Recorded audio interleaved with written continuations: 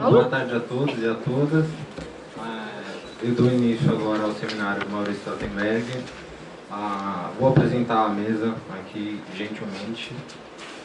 Nós temos a Bia, que é a esposa do Maurício. Nós temos o professor Valverde, que é professor do Departamento de Filosofia da PUC de São Paulo, líder dos grupos de estudo de Filosofia, Política Contemporânea e Renascimento, co-editor da revista de Filosofia Aurora, pesquisador de Ética e Filosofia Política Contemporânea. Vou apresentar aqui ao meu lado meu colega Rodolfo Machado. Ele é graduado em Direito aqui pela PUC de São Paulo, possui graduação em História em Andamento pela USP, realizou mestrado em História pela PUC de São Paulo, está com seu doutorado também em Andamento em História, é pesquisador do NETIPO, que é o Núcleo de Estudos de História, Trabalho, Ideologia e Poder, e do Núcleo GFPC, é o Grupo de Estudos de Filosofia e Política Contemporânea do professor Valverde. A professora Liliana Segnini, infelizmente, teve um contratempo, não poderá comparecer, e o nosso colega Felipe Mussetti vai gentilmente se passar para a mesa na manhã, devido à falta de um outro professor no evento de amanhã. Obrigado, boa tarde. Passa a palavra agora à professora Bia.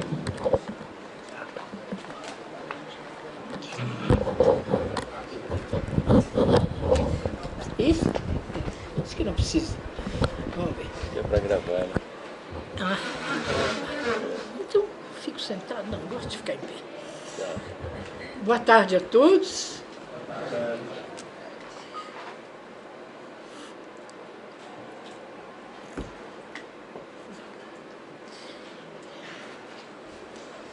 Tá. Vou segurar para você. Eu devo dizer... Obrigada. Eu devo dizer que eu estou muito emocionada. Não é normal isso me acontecer. É que é muito grande a saudade de Maurício e a emoção de ver, falar sobre a obra dele e o que ele fez. É um pouco difícil para mim. Eu preciso encarar mesmo a professora e a atriz, porque senão a esposa não pode falar. A esposa é muito... É demais, né? Falar em causa própria, não. Eu nem sabia que eu ia falar. Aí, de repente, eu vi que eu ia falar. Eu digo, bom, eu não vou falar. Eu sou muito suspeita para falar. Eu vou falar alguma coisa do que houve aqui na organização, com o Valverde, com o Rago, com o Claudinei, com os outros. O professor Evaldo, que era muito amigo nosso, nos ligou e disse, Bia, está na hora de nós fazermos uma propaganda maior, uma divulgação mais do pensamento de Maurício sobre a Revolução Russa, afinal são 100 anos de Revolução Russa. E eu disse, é claro, mesmo porque esse livro é um livro que trouxe uma coragem e um espírito crítico em relação à Revolução Russa muito, muito forte, e que é preciso que as pessoas conheçam para que não se faça mais revoluções, não se junte tanta gente, tanta esperança, como foi a de 1917, tantas facções todas juntas naquele empenho de a esperança para a humanidade, de uma vida melhor, de uma sociedade mais justa. E, de repente, em 3 anos, tudo acabou. Maurício começa esse livro, e vai um bom pedaço do livro, falando dos czares. Por que tanta preocupação dele com aqueles czares? Claro, foram 10 séculos que a Rússia esteve sob os czares. Portanto, até hoje, o pensamento da Rússia, dos russos, deve estar extremamente impregnado daquele espírito ainda autoritário cruel. Para se manterem no poder, eles fizeram as coisas mais terríveis, esses czares. E respingou um pouquinho em cima, por mais que a gente queira poupar, do Lenin, do Trotsky, do Stalin, nem se fala, não é? O tal do centralismo democrático. Se é centralismo, já não pode ser democrático. Eu disse aos estudantes, tem que conhecer esse pensamento crítico. Não pode só ouvir o oba-oba. Tem que ter a coragem de enfrentar esta situação que teria sido uma grande esperança para todos nós. Mas, enfim, aí ajudei um pouquinho água aqui, outro convida ali, vamos lá, e aí apareceu o Porcino. Quem é o Porcino? O Porcino é a obra do Maurício. Então, eu acho que muito mais do que eu falar sobre Maurício, o Porcino vai poder dizer. É por isso que uma parte da minha fala eu estou cedendo ao Porcino. E chamo você, Porcino, para vir tomar o meu lugar.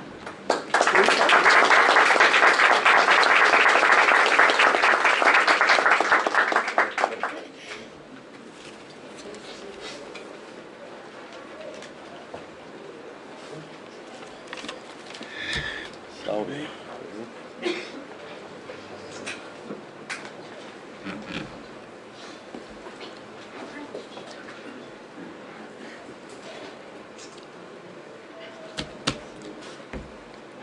Bom, antes de mais nada, boa tarde. Eu queria agradecer essa oportunidade de estar aqui presente, de estar falando sobre o meu amigo Maurício Trachtenberg. E eu queria agradecer também ao meu amigo, companheiro de infância, o Valdeci Medeiro Val, foi a pessoa que fez o samba-enredo com o Maurício Trachtenberg. Está presente. O Val, por gentileza, levante para o pessoal conhecer você.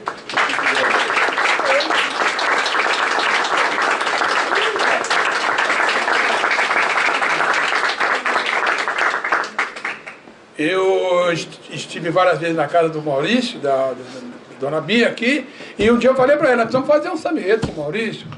É muita história. Vamos fazer? Vamos.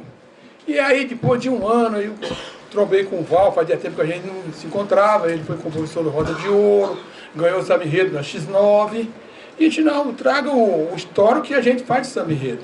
Então, ele. Também o meu amigo aqui, o Moisés Pires, ele tem a rede Memórias de Vila Palmeira, do qual eu faço parte. Moisés, eu sei que é duro você já levantar, porque ele tem problema, mas ele está aqui presente.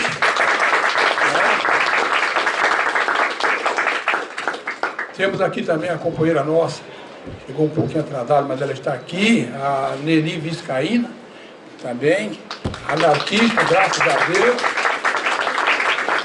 E alguns companheiros do Correio a gente convidou, mas devido ao horário, estão trabalhando e ficou impossibilidade. Alguns virão mais tarde.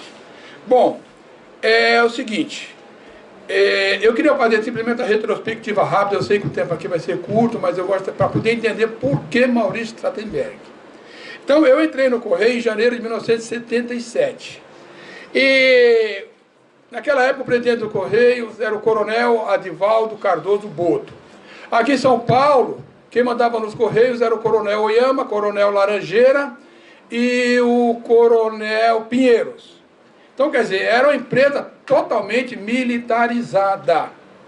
Aí, em 1979, alguns companheiros aqui de São Paulo e de Minas Gerais resolveram fazer uma reivindicação, aumento de salário, começaram a se reunir na Igreja da Consolação. Aí o serviço reservado do Correio, que era um braço do SNI, foi nessa reunião na Igreja da Consolação, fotografou todo mundo, as lideranças foram mandadas embora e aí o movimento acabou, né? Bom, a gente ficou praticamente uns 6 anos de cabeça baixa, porque não podia se falar de política dentro do Correio. Era realmente uma empresa militarizada, só que tinha um bom nome. E a população não sabia o preço que se pagava para essa eficiência do Correio. Eu me lembro que naquela época era a Igreja Católica e os Correios era a entidade que mais tinha respeito com a população. Bom, aí em agosto de 1984 começa todo aquele furacão, aquela loucura das eleições diretas, né?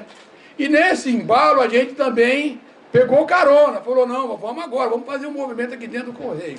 Só que fazer esse movimento de que jeito? Aí eu descobri que o Maurício Strattenberg estava apoiando a oposição da Constituição Civil, que tinha um amigo meu que também fazia parte dessa chapa. Aí o Maurício está apoiando o pessoal da oposição da Constituição Civil, e ele tem uma coluna lá no jornal, ele pode dar uma força para vocês. Aí justamente foi no dia que no Sindicato dos Químicos, o Lula apareceu para apoiar a chapa. Disse, o Lula vai estar lá e tal, vamos lá conhecer o pessoal. Aí eu fui, mas nesse dia o Maurício não apareceu, apareceu o Lula. Eu pedi para ele, falei, Lula, a gente está precisando do apoio de vocês, da CUT, para fazer uma associação, ou um sindicato dos Correios, a empresa, regime militarizada e tal. Nos propôs a nos ajudar, mas a gente se perdeu. Bom, aí, no final, aí a gente começou, né, a fazer um trabalho dentro dos Correios de pichações. Então a gente ia lá para Leopoldina com a latinha de tinta, domingo à noite, e pichava. Coronel Iama, nossas famílias estão passando fome. Queremos aumento ou greve. Isso lá no Correio, na Leopoldina. Aí eles ficaram doidos, a agência de informação do Correio ficou atrás, falou, os caras são daqui. Aí ficaram procurando na Leopoldina, mas só que eu trabalhava aqui na Água Branca, aqui embaixo. Bom, aí, como a repressão ficou muito forte, a gente parou de fazer pichação e começou a fazer boletins. Aqueles tipos de jornalzinho, e como naquela época, hoje não tem mais, as pessoas colocavam as cartas do Correio, naquelas caixas na rua, e a gente colocava os nossos panfletos, né, e reivindicando melhores salários, né. Bom, aí, claro, a direção do Correio começou a cair de pau, e em todas as unidades, revistava armário, eles queriam saber quem eram os caras que estavam fazendo aquilo. Que ficou aquele jogo do gato e do rato, pega, não pega, pega, não pega. Aí eu fiquei sabendo que no final de 84, o Tancredo Neves ia estar no Conselho da Comunidade Negra. Aí os companheiros do Correio falaram, puxa vida, esse cara vai ser presidente, vamos levar uma carta lá para ver se ele deixa a gente fazer um sindicato. Tá bom, então vamos lá. Aí eu fui lá, esperei mais de 3 horas, aí o Tancredo chegou, tal, conversou, não falava muito, que mineiro não fala muito.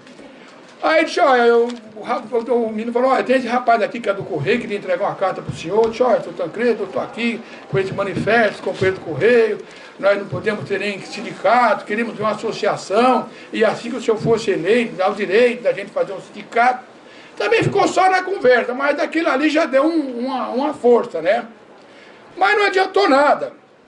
Bom, aí, tem um colega nosso, o Pardal, ele trabalhava aqui nessa região, e ele falou assim para nós, olha rapaz, eu sei onde é que o Frei Beto fica, a gente podia ir lá para ele nos ajudar. Aí foi eu, o Pardal, foi olha o nome, Pardal, o Passarinho e o Alemão. O Alemão, na última, o cara falou, parecia o que isso aqui? Pardal, Passarinho e Alemão. Aí foi eu, fui lá falar com o Frei Beto. Chegamos lá, eu já cheguei apavorado, naquela época... Eu falei, não, é o seguinte, o Correio, aquilo é o regime do cão, e nós precisamos fazer um movimento, a gente quer que o senhor ajude a rodar os boletins. Ele falou, calma. Levou nós para a sala, disse, o que está acontecendo? Ele disse, não, é porque o senhor sabe, o Correio é uma empresa dirigida por militar, é o regime do cão, e nós queremos fazer uns boletins, porque nós precisamos fazer uma greve. Aí contamos as histórias, o que acontecia no Correio. Eu falei, inclusive, Frei Beto, as cartas que vêm de políticos, de pessoas importantes, eles abrem para ler. Aí o Frei Beto falou assim para mim, abrem para ler? Eles abrem, falou, até as cartas que a gente manda para Cuba, eu disse, essa é a primeira que eles abrem. Aí ele já ficou apavorado. Aí ele falou, olha, meninos, faz o seguinte, o trabalhador já errou muito, toma cuidado, desmancha esse movimento. Não faz essa passeata, não faz essa greve. Eu falei, mas os boletins? Não, mas isso aqui é a igreja, isso aqui... Você vai o seguinte, você vai lá na CUT, na Vila Mariana, lá, procura alguém lá, mas eu não vou dar papel para vocês. Tá bom, saímos, aí ele falou, cuidado, hein? Aí a gente saiu, cheguei na rua, falei, puta, mas esse cara é um pelego. O cara, não, você não viu o que ele falou, é melhor a gente parar com essas coisas. Disse, não, agora não vai parar, meu. Agora já começamos, vamos parar. Disse, não, é melhor nós parar. O alemão, se ele estivesse aqui, ia confirmar tudo que eu estou falando. Aí eu falei, esse cara é um pelego, onde é que já se viu parar o movimento? Aí não teve jeito. Aí o meu amigo Joaquim, que participava da Construção Civil, contei para ele, e disse, não, rapaz, vai lá na Getúlio Vargas, procura o Maurício Trachtenberg, inclusive o Brito está aqui, né? É um amigo meu. Aí a gente procura o Maurício Trachtenberg, ele tem uma coluna de notícia popular, ele publica a matéria para vocês. Aí eu falei, caramba, como eu trabalhava ali perto, eu fui na Getúlio Vargas, perguntei, o cara falou, o Maurício está aqui, acho que eram umas 4 horas da tarde, ele está por aqui. Eu não sei se era quarta-feira ou sexta-feira. Aí do jeito que eu saí do Correio, que eu trabalhava até umas 3 horas, 3 e pouco, eu já peguei o ônibus e fui para Getúlio Vargas. Cheguei lá, subi no elevador. Entrei no elevador, entrou um senhor de idade, já de óculos, entrou junto comigo. Me parece que era no 4º andar. Desci no 4º andar. Aí quando o senhor saiu, eu saí atrás dele. Eu falei, o senhor conhece o Maurício Trachtenberg? Eu não falava Trachtenberg, eu falava Trachtenberg. O senhor conhece o senhor Maurício Trachtenberg? Ele falou, calma, rapaz, sou eu. O que está acontecendo? Eu disse, não, nós somos do Correio, o senhor precisa nos ajudar. Ele falou, faz favor, vem aqui. Aí ele tinha uma salinha lá, ele me levou na sala. O que acontece? Eu falei, meu nome é Pedro Porcino, e a gente iniciamos o movimento do Correio, está difícil, o pessoal não quer ajudar, entendeu? E eu fiquei sabendo que o senhor apoiou a pessoal da Construção Civil.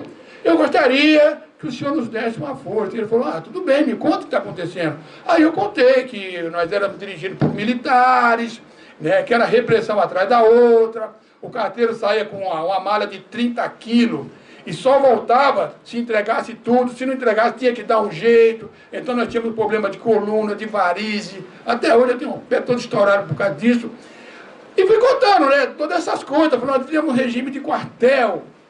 Aí o Maurício falou, mas rapaz, quer dizer que é assim? Eu falei, deixa eu ver.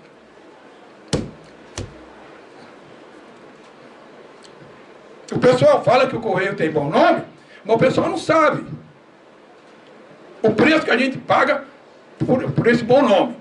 Aí o Maurício tinha uma maquininha dessa de coisa, né, da Reimta, ele colocou a folha na máquina, aí bateu, tal, colocou lá o título, Regime Nazista nos Correios. Aí eu falei, aí ele leu, ele bateu, entregou para mim e falou, leia. Aí eu li, eu disse, é isso mesmo. Ele disse, então, colocou no envelope, falou, você vai lá na Folha de São Paulo, procura o Proença ou a Débora, entrega isso aqui para ela e fala para ela publicar na minha coluna. Eu peguei aquilo e falei, louco, esse cara não vai publicar um negócio desse. Primeiro, porque naquela época nem advogado pegava ação contra o Correio, os caras tinham medo, não. Contra o Correio a gente não pega ação. Inclusive advogado da CUT, hein? Não, contra o Correio não. O Coronel Yama ali não tem, ali é sem chance, é melhor nem mexer nisso. Aí o Maurício me entregou, nós subimos aqui ali pela trás do MASP, ele falou, vou encontrar aqui minha esposa, acho que ia assistir um filme, não sei. Quando chegou ali na Consolação, ele me apresentou, bicho, isso aqui é o Porcino, você precisa de ver que situação terrível que acontece lá dentro do Correio e tal. Aí eu me despedi, desci a Consolação, desci a pé, eu falei, não, isso aqui ninguém vai publicar, um negócio desse. Passei lá na Folha, entreguei, cheguei na redação do NP, falei, que é do professor Maurício, para publicar na coluna dele. E fiquei esperando. Aí não demorou pouco tempo, publicaram a matéria. Aí, né, a gente já correu, porque hoje em dia a gente tem a internet, mas naquela época realmente o correio era uma força. O pessoal pegou, nossa, é muito louco. Aí todo mundo começou a comprar o jornal. Como eu a gente trabalhava na seção de malotes, os malotes iam para outros estados. O pessoal xerocava a matéria e colocava dentro do malote, então isso ia aparecer em Minas Gerais, em Goiás, e a coisa foi propagando, né? Aí não demorou muito, a gente fez uma primeira passeata aqui em São Paulo, né? Fizemos uma passeata, e é até interessante, porque depois dessa passeata a coisa realmente pegou, aí eu falei, agora não tem mais jeito. né? E a gente sempre entrando em contato com o Maurício. Quando foi no dia 6 de março, à noite, a gente se reuniu, né, às 5 horas da tarde, nós pedimos uma reunião com o Almir Pazianotto, que ele era delegado aqui no Ministério do Trabalho, e aí dizemos, senhor Almir, nós não queremos fazer greve, nós queremos criar uma associação, mas o Correio não recebe a gente, não dá aumento, nem nada. Aí o Almir Pazianotto disse, o negócio é o seguinte, em primeiro lugar, você tem que aprender a obedecer o horário. Vocês já chegaram atrasados. Outra coisa, não posso fazer nada por vocês. E vocês vão embora e deixa, depois que o Tancredo assumir, que aí resolve o problema de vocês. Puta merda. Desci lá para baixo, deu um companheiro nosso lá, falou, pô, decreta a greve. Chega, decreta a greve. Aí fomos um monte de carteiro, fomos para a Praça da Sé. Quando eu cheguei lá na Praça da Sé, estava lotado. E nesse dia anterior, eu tinha falado para um amigo meu, o Efigênio, que já é falecido, carteiro, a Tereza Lajolo, que era deputada, era vereadora na época, o pessoal fazia muito isso naquela época da direta, saía com caixão na rua, o regime já morreu. Aí eu pedi emprestado, falei, ô Tereza, me empreste esse caixão, porque nós vamos fazer uma greve, e nós vamos levar esse caixão lá para a Praça da Sé. Era para pode pegar. Eu peguei o caixão, meu pai tinha um barracão onde ele guardava as coisas, as ferramentas dele. À noite, não falei nada pro meu pai, deixei o caixão lá. E fui trabalhar. De manhã cedo, meu pai, o negócio, tá o caixão lá.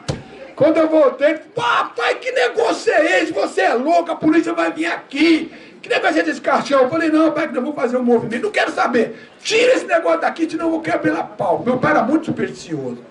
Tirei o caixão, levamos lá para a Praça da Sé. Eu falei, ó, vou deixar vamos deixar, eu estou terminando já. Vamos deixar aqui no estacionamento. Se vier gente, a gente joga o caixão. Se não vier, nós esconde, porque não vai dar com o caixão no meio da cidade aí, sem ninguém. Meu, quando eu cheguei lá na Praça da Sé, estava lotado. O pessoal do ABC, todo mundo, já parou, já parou. E naquela época o Correio tinha feito uma safadeza com a gente, que o Correio publicou no nosso boletim interno o seguinte, que a gente devia aproveitar os restos de comida, entendeu? A situação estava feia em 78, em 84, né? Para 85. A situação estava feia, mas a gente não sabia fazer as coisas direito. A gente devia pegar casca de batatinha, resto de comida, e guardar, e botar na marmita e comer no dia a dia do trabalho. Puta, aquilo fiquei doido. E o Maurício ficou sabendo disso também. Aí a greve estourou. Dia 7, fomos lá na Praça da Sé, falou, não tem jeito, o Almir Pazianotto não vai resolver nada. E ficou aquela loucura, nós não tínhamos carro de som nem nada. Eu falei, então tudo que eu falar, você repete. Eu falar, pessoal, os caras não deram nada, então vamos decidir, entramos em greve ou não. Aí ficou aquela loucura. Falei, calma, gente, calma. Fomos lá pro Lago São Leão, já sei onde é que eu vou. Fui lá, levei no Lago São Francisco, que lá no Lago São Francisco tem um lugar alto lá. Aí eu subi naquele, não sei o que é aquilo, eu subi naquilo lá, e eu vi todos os carteiros, né? E os caras puxavam na pena da minha cara, decreta a greve, decreta a greve. Quem é a favor da greve? Levanta a mão. Os caras, já parou, né? Aí não teve jeito. Aí no outro dia, o Maurício publicou na coluna dele, carteiros, uma greve para a dignidade da categoria.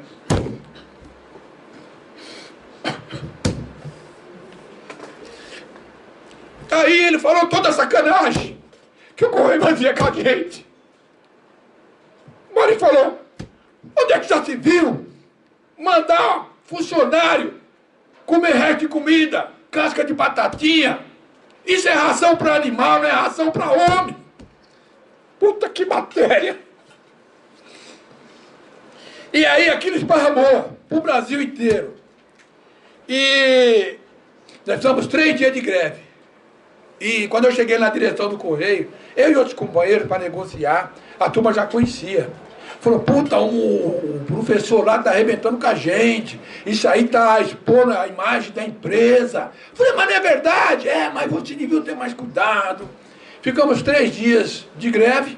Aí conseguimos um monte de coisa. Eu me lembro, nós pedimos 150. Olha, os caras estavam 80%, nós pedimos 150, os caras deram 122 de aumento. Uma puta de uma vitória.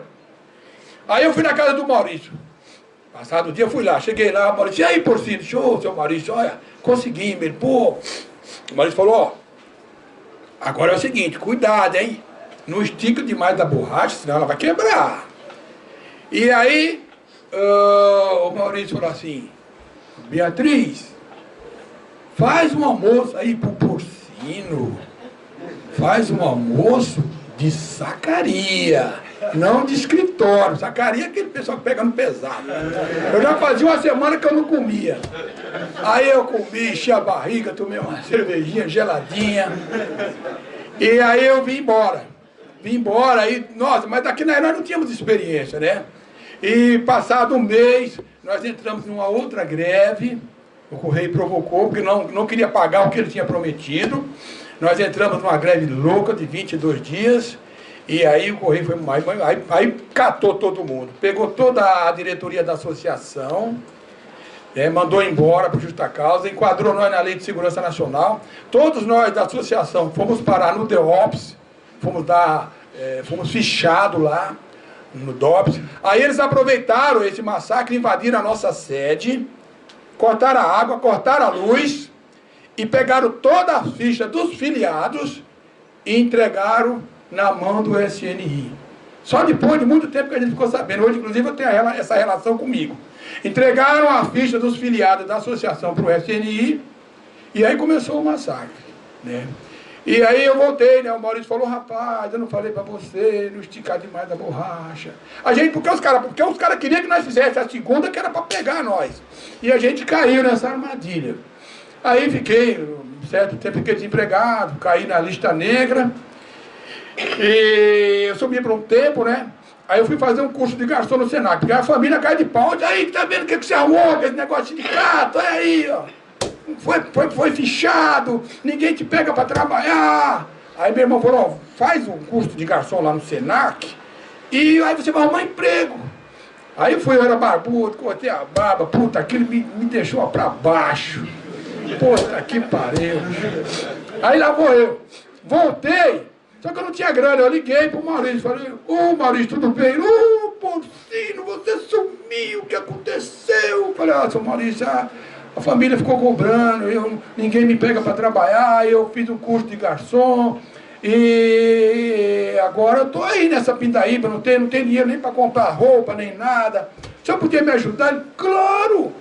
Vai, passa lá na loja, vê o que você precisa e vem aqui que eu te dou o dinheiro. Aí eu fui lá, passei ali na Tiradentes, né, que ali vende muita roupa de garçom, essas coisas. Aí eu fui, ele me deu paletó, camisa, gravata, sapato, meia. E aí eu falei, ó, seu Maurício, é tanto. Ele disse, não, tá bom, toma aqui o dinheiro. Aí me liga depois. Aí eu, seu Maurício, já comprei toda a roupa. Ele falou, Porcino, tem uma amiga minha que ela tem um barzinho aí em Pinheiro, tá precisando de um garçom. Você pode começar a trabalhar lá. Ah, tá bom. Aí ele me arrumou o primeiro emprego. Aí fiquei lá, mas nunca, sempre acompanhando o movimento do Correio. Depois nós fizemos uma greve de 30 dias, já pegamos o Antônio Carlos Magalhães, e o Antônio Magalhães desceu o cacete em nós, mandou nós embora, uma porrada de gente foi demitido, e eu levei alguns companheiros lá no Maurício, falei, Maurício, a situação é essa, né, a companheira nossa aqui, foi mandada embora também, não tem nada. Eu falei, não, um momentinho que eu vou dar um jeito. Aí daqui a pouco me volta o seu Maurício com 3 sacos de comida, disse, olha, pode levar. Então ele era uma pessoa assim, ajudava a gente, não era só no discurso, né? Porque tem muita essa coisa, né? Eu apoio vocês, ai que maravilha. Não, o Maurício ele era o tipo, ele apoiava e encarava e outra coisa. E nunca quis nos direcionar, nem manobrar, nem nada. Senhora, faça o que vocês acham que tem que fazer. E aí, eu sei que depois disso, tinha uma frase do Maurício que eu nunca esqueço. Ele falava assim, Porcino, em baile de cobra, não ande com sandália de dedo. Era demais, ele era irônico. Ele falava isso, eu falei, mas eu não falei pra você, toma cuidado. Aí na última vez que eu encontrei com o Maurício aqui, já ele não estava muito bem de saúde, encontrei com aquele perto da PUC. Aí falou, vamos lá em casa, vamos lá almoçar, a Beatriz quer te ver. Aí lá vou eu lá, tudo. Aí cheguei lá, também tinha o João Bernardo, não sei se vocês conhecem. O João Bernardo estava lá, aí começamos a conversar, e tirar saio, estava muito calor, ele tirou calor, você vê como que eu estou, todo costurado. Aí o João Bernardo, a gente almoçou, conversamos, e foi a última vez que eu tive com o Maurício. Uma época boa, porque a gente deu risada pra caramba, começamos a falar daquele negócio de comer casca de batatinha e tal. E o João Bernardo, que ele é português, ele não acredita, mas como é que a empresa manda funcionário comer isso? Aqui é assim. E demos muita risada, aí tomei alguma cerveja com ele, e assim. E o interessante do Maurício é que a coluna dele não era só de carteiro, era de metalúrgico, era de vidraceiro, né? Era dos marceneiros, entendeu? Era uma pessoa muito solidária. Inclusive nos metalúrgicos, quando os metalúrgicos fizeram greve em 79, o Maurício ia nos piquetes e levava lanche e levava café para os piqueteiros. Era um cara que tinha uma, sabe, era na prática a coisa, era na teoria e na prática. E eu tive o prazer de sentir essa solidariedade, essa convivência, sabe, era demais. Você tem uma ideia, uma vez o carteiro chegava na casa do Maurício, não dava para entregar todas as cartas, se voltasse era mandado embora, deixava os pacotes de carta lá. Mas, Porcino, o que é esse saco azul que ele deixa aí? Eu falei, Maurício, isso aí é a dobra. Se ele levar lá para o CDD, os caras mandam ele embora. Ficava na casa do Maurício, aí o cara entregava no sábado, no domingo, terminava, beleza. Então, era assim, era uma pessoa solidária. Eu tive esse prazer, eu tive a felicidade de conhecer o Maurício. Que ser humano maravilhoso, muito. Não dá base. Tem gerações futuras que não acreditarão que existia uma pessoa que nem o Maurício. Era demais, meu. Porque eu, nesses movimentos todos de correio, eu experimentei do bom e do ruim, sabe? Eu tive épocas até de garçom, de servir camarada da esquerda. Pô, mas esse cara me fala uma coisa, mas ele está aqui servindo uísque para ele. E com o Maurício não era assim. A casa dele lá no Butantã era uma trincheira. Todo mundo ia lá. Pessoal da oposição dos metalúrgicos, perseguido político. É uma pena. Uma vez eu cheguei lá, cadê a casa do Maurício? O Maurício não mora mais aqui. Aí fiquei procurando, foi através do Rago que eu descobri. Não, o Maurício agora mora lá, foi o Rago que me deu o endereço, eu liguei. Então é assim. Quem não conheceu, fique sabendo. Era uma pessoa autêntica, era humana. Que pena. Se o Maurício estivesse vivo hoje, com essa facilidade que a gente tem na internet, ele estava arrebentando. Tá bom, gente? Eu agradeço de coração. Meu nome é...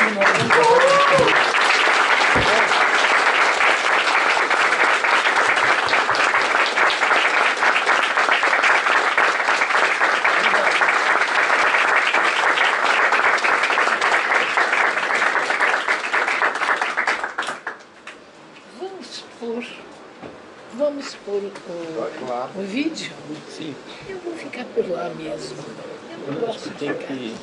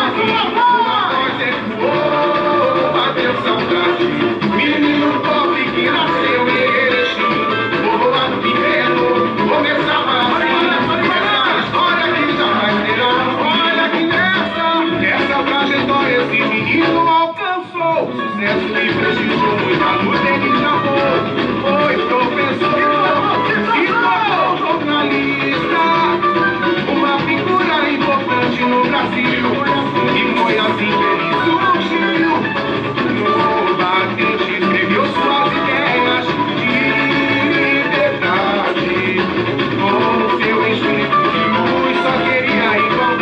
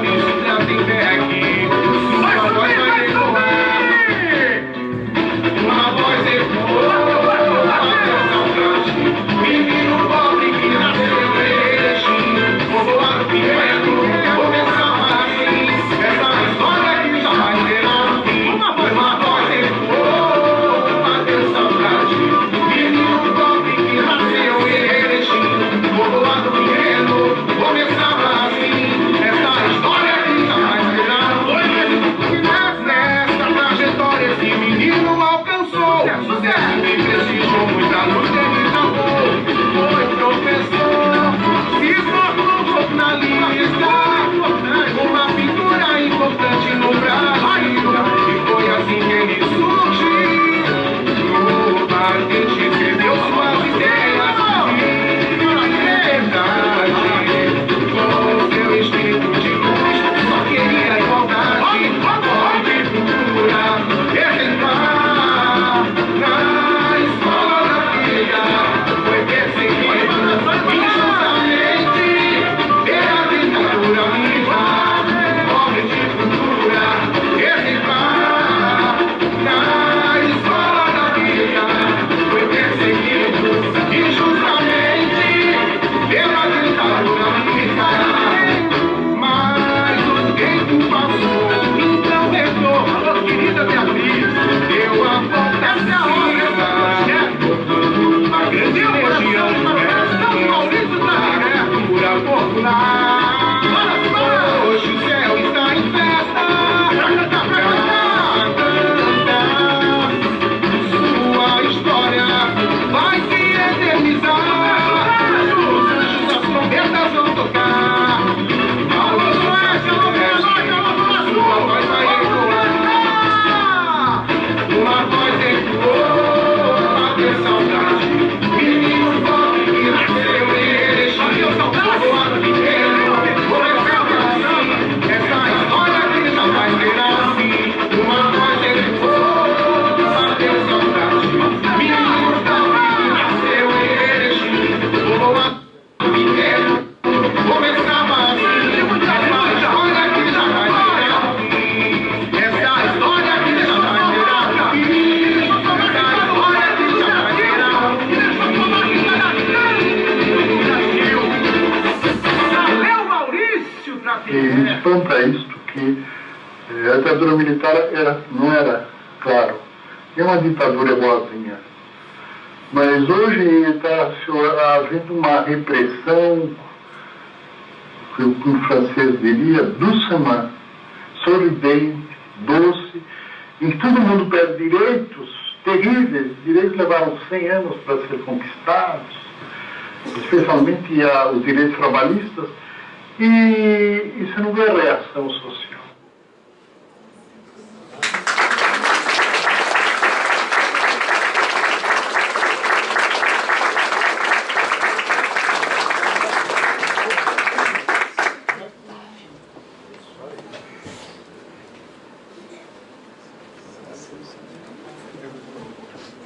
Bem,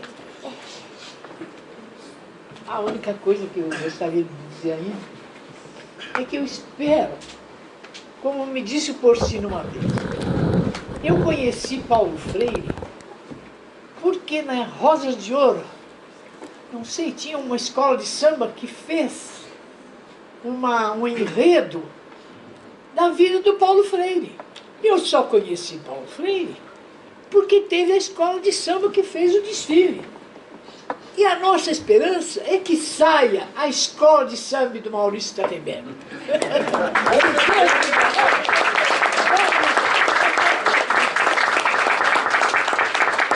queria só convidar vocês, é a última coisa que eu vou falar, eu queria convidar vocês porque eu sou professora, eu também tenho aquela coisa, né? Além de atriz, eu sou professora, então tenho a mania de fazer os estudantes conhecerem. Então eu achei que o livro da Revolução Russa valeria a pena fazer uma dramatização. Não é uma peça de teatro, é uma crônica teatral, digamos. Meio acadêmica e tal, porque é um livro que eu pus no livro, fiz junto com uma outra amiga minha e com outras pessoas, uma peça teatral. Vai ser no dia 2 de outubro, vai abrir a semana no Tucarena, à noite. Depois parece que vem um professor de Israel, não é? Isso. E depois vem o nosso amigo Michel Levy, de Paris, que vão falar depois da peça. A peça não é longa e estamos fazendo todo trabalho com música, com cenário, com o máximo que a gente possa fazer, mas uma coisa clara, para que os estudantes possam entender perfeitamente o que aconteceu naquela época, porque o livro de Maurício, me dizem eles, no começo a gente começa a ler, parece difícil porque é muito denso. Mas depois de meia dúzia de páginas, a gente começa a entrar, porque Maurício começa a conversar com o leitor. Então fica muito mais fácil. Então, para que ficasse bem claro, eu achei que se eu fizesse uma crônicazinha teatral, seria bom. E o meu amigo, os meus amigos aqui da PUC, são tão malucos quanto eu. Nós então aceitamos fazer tudo. Então, eu deixo agora a palavra a vocês.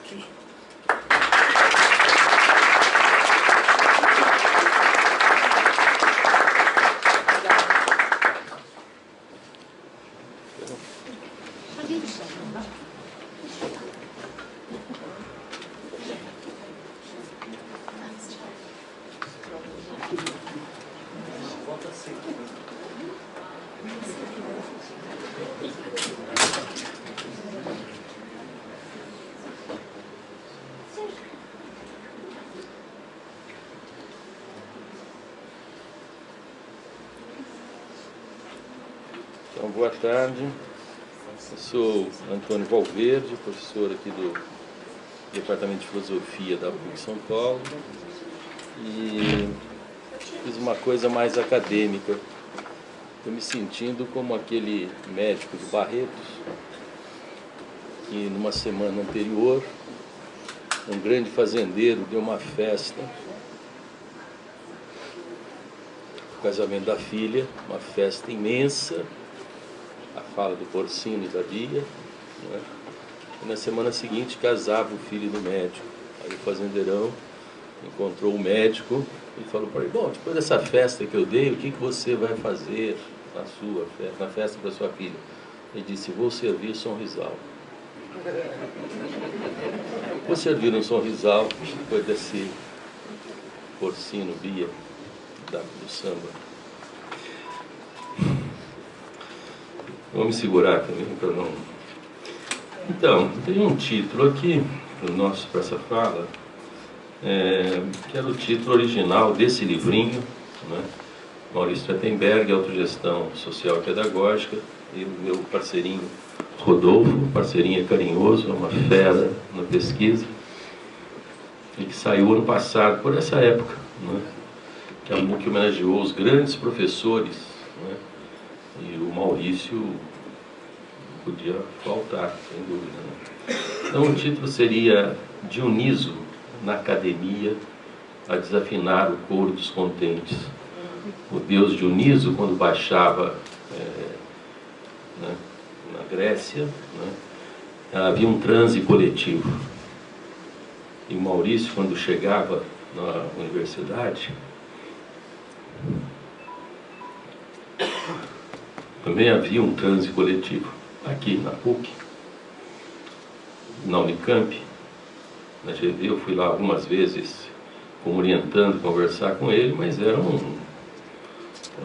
encarnação do Deus, né? E, assim, na falta de outro epígrafe, só queria lembrar que na Folha de São Paulo, dia 6 de agosto, agora, de 2017, uma matéria sobre a livraria francesa, não sei se vocês viram, de uma velha funcionária, velha no bom sentido, né? Funcionária, dando depoimento, lembrou, né, quem é que frequentava. Né? Ela escreveu: temos e tivemos vários clientes fiéis. O professor Antônio Cândido, o sociólogo Maurício Trachtenberg e o filósofo Paulo Arantes. Né? Que essa marca que o Maurício deixou, né? E aos sábados de manhã era tranquilo encontrá-lo ali naquele circuito, que é da Martins Fontes, para uma livraria chamada Ciências Humanas ou Ciências Sociais, do Raul, e depois a livraria francesa. Quem quisesse encontrá-lo era pegar esse périplo do Paco.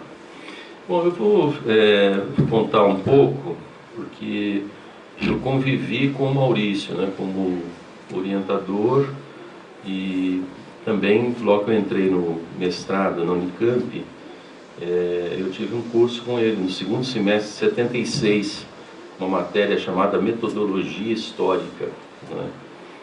E foi quando o Maurício entrou na Unicamp, né? Ele tinha entrado no primeiro semestre do mestrado, ele entrou no segundo semestre. E o curso se propunha a ler, ensinar a ler Marx, o Capital, né? Por extensão, Gramsci, Marcuse. E esse curso, né, estourou, ele começa com Marx, mas ele ensinou a ler Weber, né, a ética protestante, e por essa porta de entrada para o mundo da história e da política, né, forneceu chumbo para muita caça. Sugeriu Paul Matic, Karl Korsch, Lucian Sebag, Anton Pannekoy, né, Marcuse, Linhar, Tocqueville e até mesmo o árabe Ibn Khaldun. Eu vinha de uma formação tradicional, de um curso tradicional de filosofia, em que as coisas eram funcionavam bem, mas eram muito reguladas, e quando eu levei um choque de 220 graus, né, com aquela coisa do Maurício de mandar ler, né, e um curso muito dinâmico, que ele passava o texto, os capítulos, né, do Capital, e a aula, ele chegava e eram perguntas para os alunos, e a partir daí começava a aula, a partir do texto, né? Enfim. E no meu caso, eu vinha eu escrevi no texto aqui, um porre de fenomenologia, né, que era a moda da época, Heidegger e os belgas, Lippmann e companhia. Mas o Maurício sacou logo, né? Ele me deu 2 antídotos. Um de um vietnamita chamado Tran Duc Thao, né? Tran Duc Thao, não sei se esse nome diz alguma coisa, um livrinho chamado Fenomenologia e Materialismo Dialético. E um outro do Santi, de Santi, que se chamava Introdução à Fenomenologia de um ponto de vista dialético. Bom, isso foi um antídoto e tanto. Agora, isso é para mostrar o lado acadêmico por onde eu conheci o Maurício, mas ao mesmo tempo eu pegava carona aqui na porta da PUC às 6 da manhã com o professor Casimiro dos Reis Filho, que tinha uma caravan, né?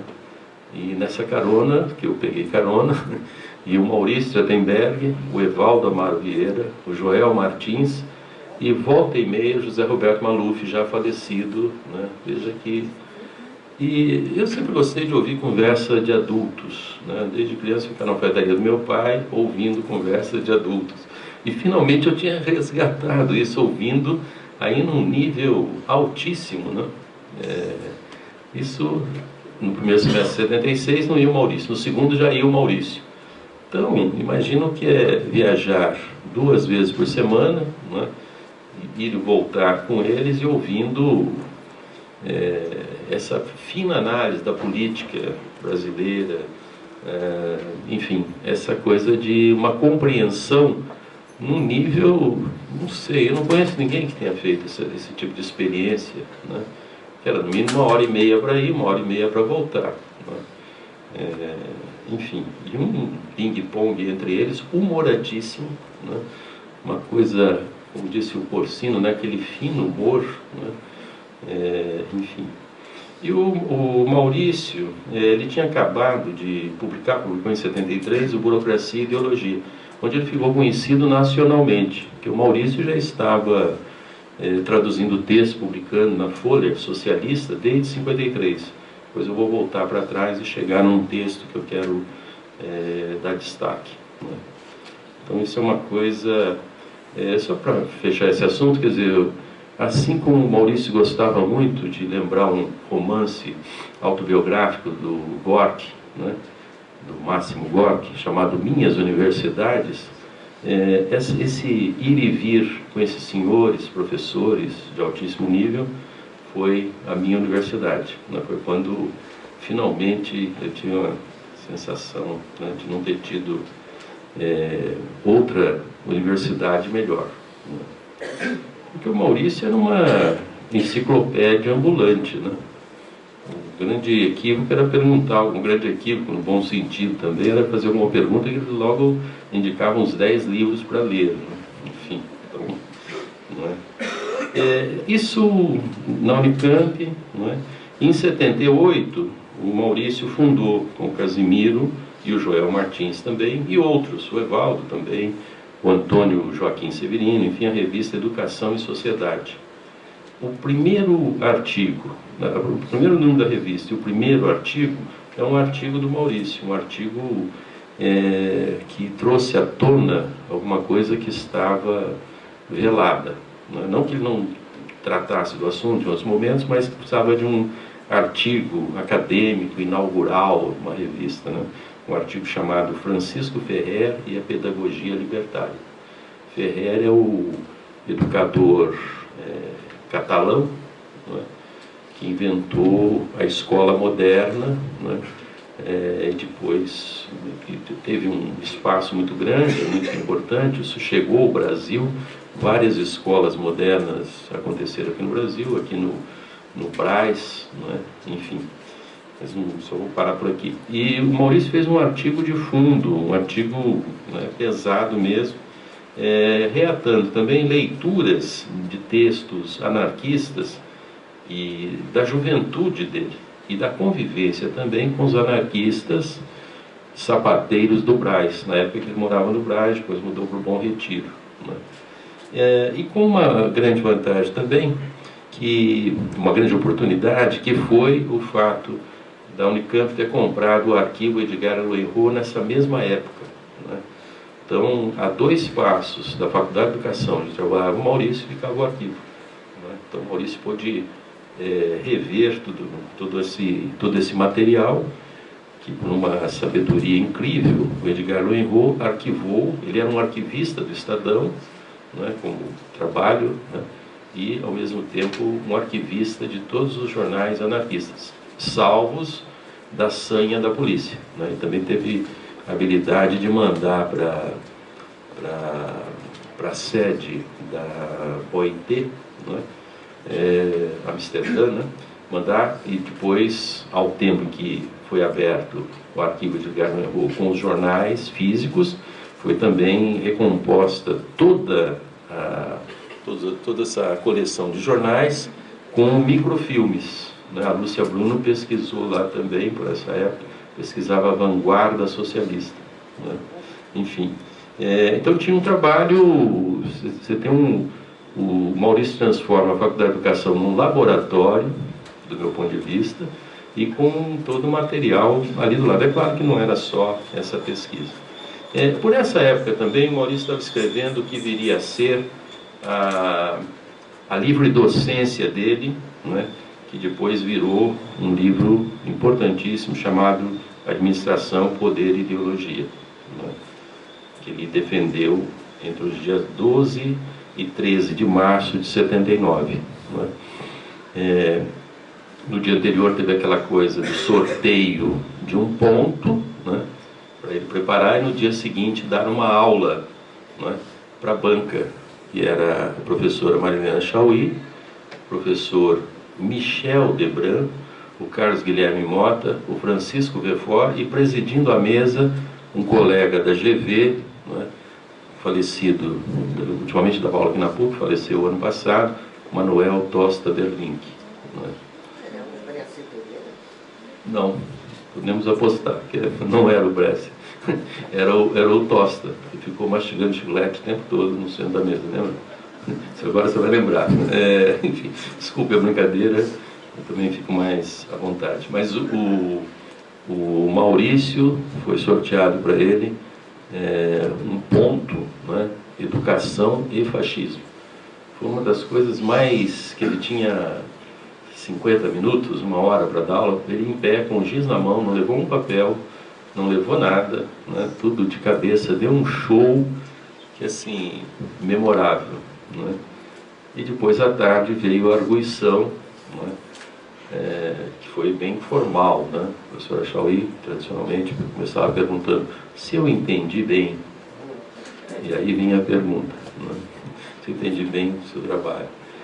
O Michel Debran quis ser elogioso, mas o Maurício não gostou do elogio. O Michel Debrun comparou Maurício ao Sócrates, né? O personagem histórico, real ou não, da filosofia antiga, né? Dizendo que o Maurício era como Sócrates, explicava a sociedade paulistana. E o Maurício respondeu para ele: olha, da filosofia antiga eu gosto mais dos sofistas, que inventam verdades, sabem jogar com as palavras, enfim, né? Ele não gostou muito. O Verfort fez um comentário que era sobre a densidade no sentido de um acúmulo de informações em poucas linhas, que é o estilo do Maurício. O Maurício escreve pedra, né? O Maurício é o Guimarães Rosa, né? Não é um Paulo Coelho, não é um Mingau Ralo, né? Desculpe se eu estou ofendendo alguém, mas é o que me ocorre. É denso, é um texto denso mesmo, não é? Enfim. Que mais? O Carlos Guilherme Mota se debulhou em elogios.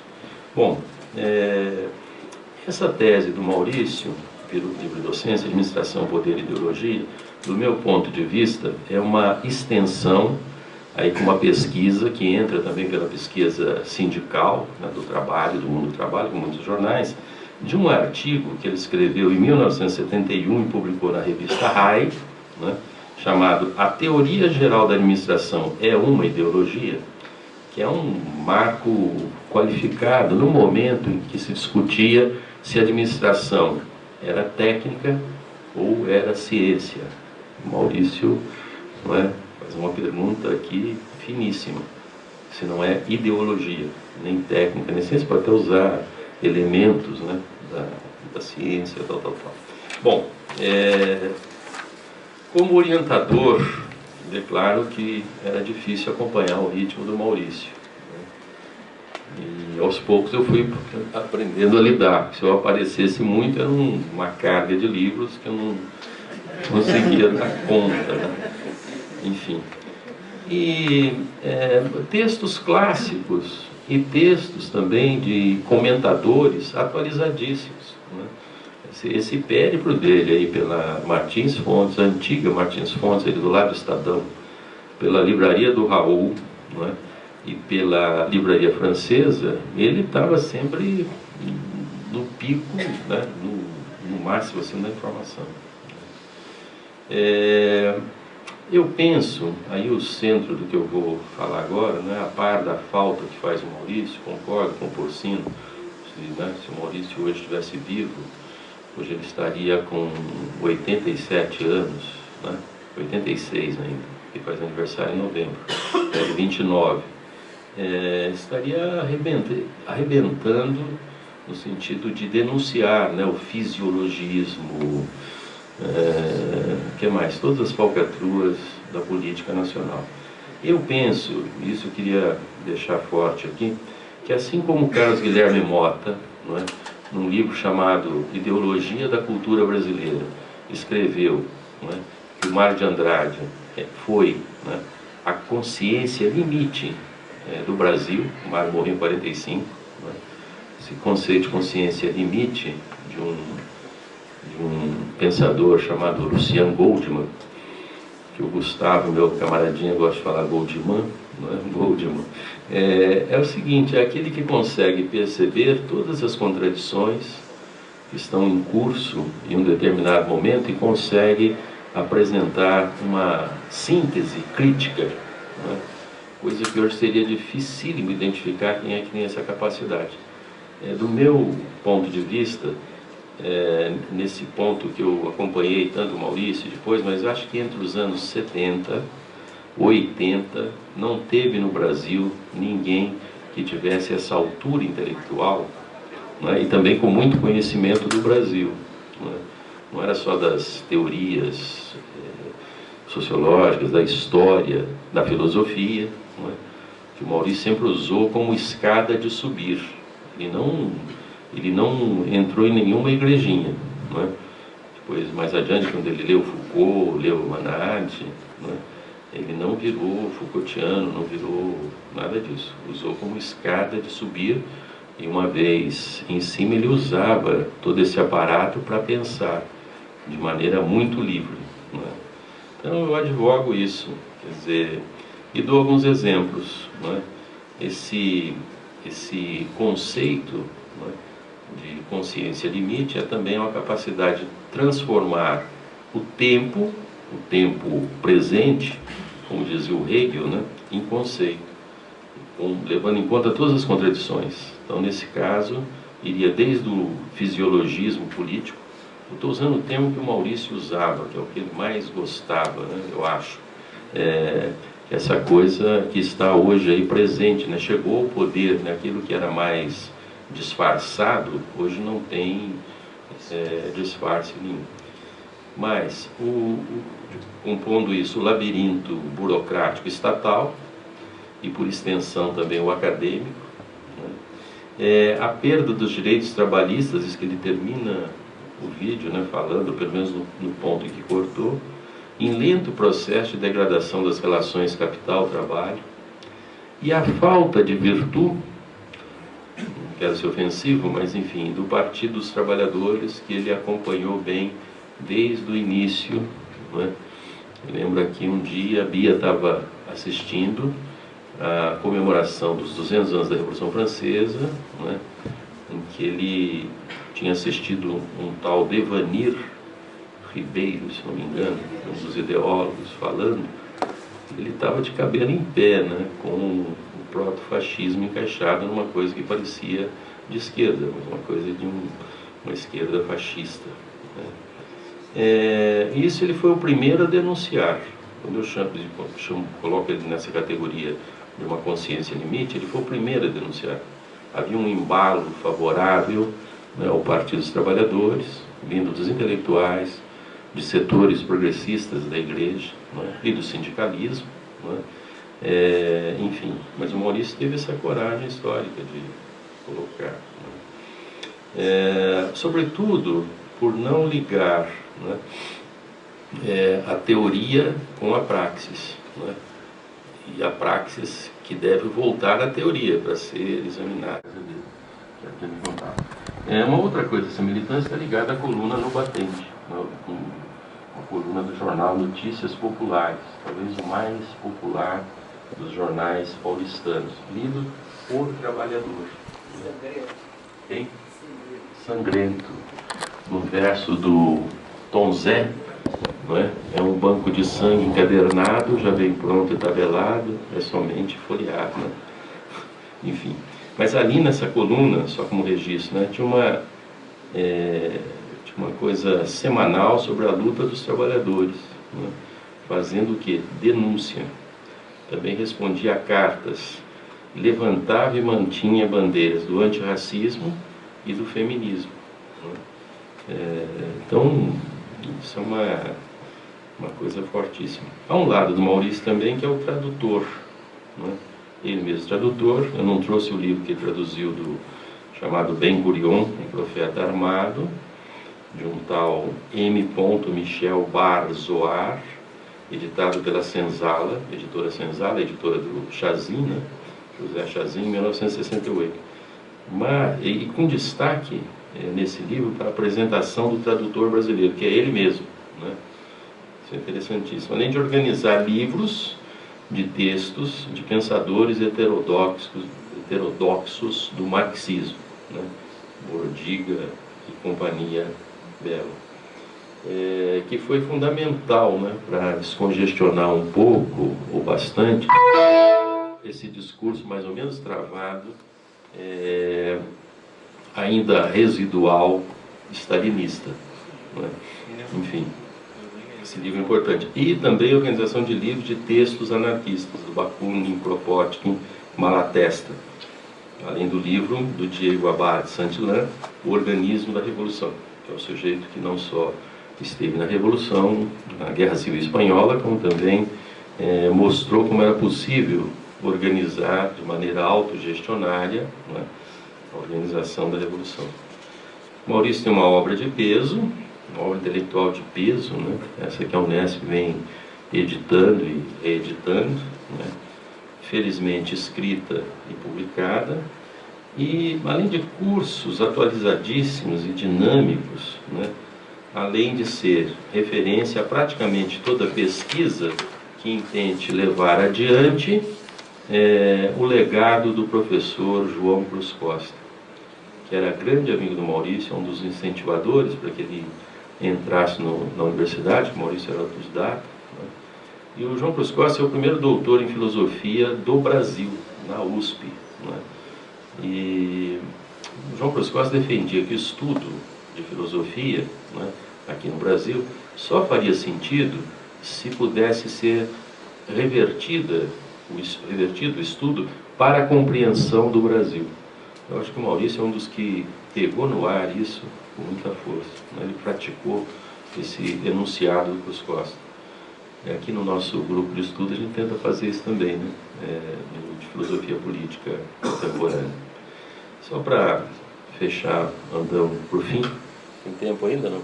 Fique à vontade, professor. As teses acerca do pensamento. Teses acerca... Acho que sou eu mesmo que estou esbarrando aqui. Foi você, né? Teses acerca do pensamento trachtenbergiano. Então, levantei 3, não é? Pode ser que tenha outras, mas enfim, a primeira é a da Doris Acioli Silva, não é? Uma tese chamada A Obra Trajeto de Maurício Trachtenberg sobre o prisma das afinidades eletivas. Belíssimo título, né? Remetendo aqui ao Goethe, ao romance do Goethe, então. Tese defendida na Unesp de Araraquara, na área de Sociologia, em 2004. Trata-se de uma reflexão acerca do pensamento de Trachtenberg, desde o conceito de afinidade eletiva.